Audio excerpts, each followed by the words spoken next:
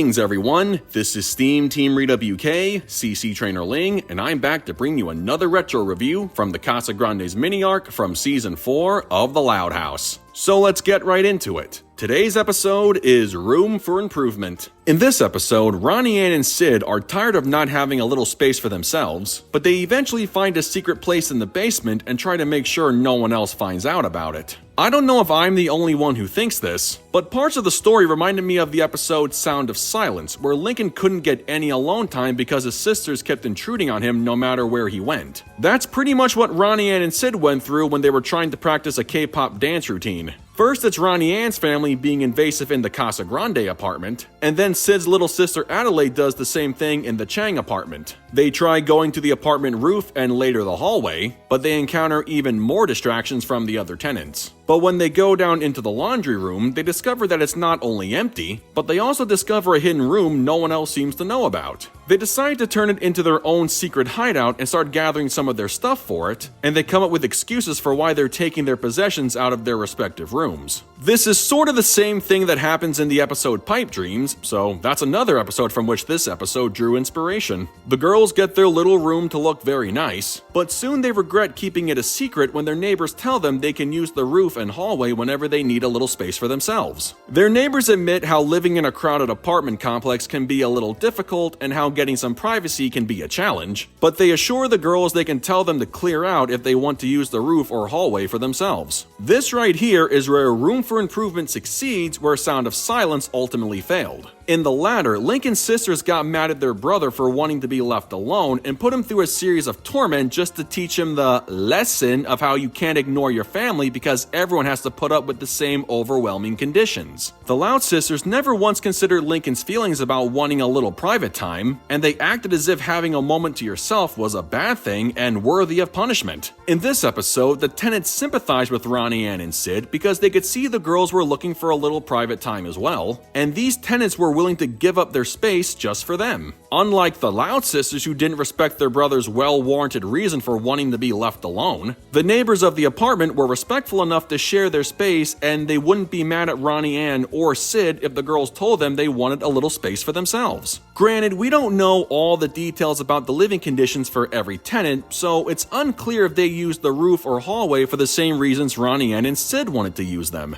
But regardless of the reason, at the end of the day, these tenants are smart enough to understand it's not just their apartment complex and therefore can't be selfish about what they want to do in or around the building. It's everyone's apartment and everyone should be generous enough to share the limited space with their neighbors. Plus, some of them said they can still do their activities in their own rooms, so at least they have a backup plan that can make everyone happy. Ronnie Anne and Sid are overcome with guilt because everyone else was nice enough to give up their space for them while they were selfishly keeping their own secret room to themselves. They decide to share the room with their neighbors and make a sign-up sheet so everyone can set aside a certain time to use it. So yeah, everyone comes out as a winner by the end of the story, and that's the kind of ending we can all dance to. Overall, this episode took elements from Sound of Silence and Pipe Dreams, and doing so resulted in a way more entertaining story than both of those episodes combined. It did a great job showing the downsides of living in a crowded apartment and wanting to get away from everyone for a little peace and quiet. It also did a tremendous job of presenting characters who understand what it's like living in a small but crowded building, and how there's nothing wrong with asking others to shove off if someone is looking for a little privacy. The tenants would have no problem asking their fellow neighbors for some alone time, and the girls learn they too can ask their neighbors for the same thing.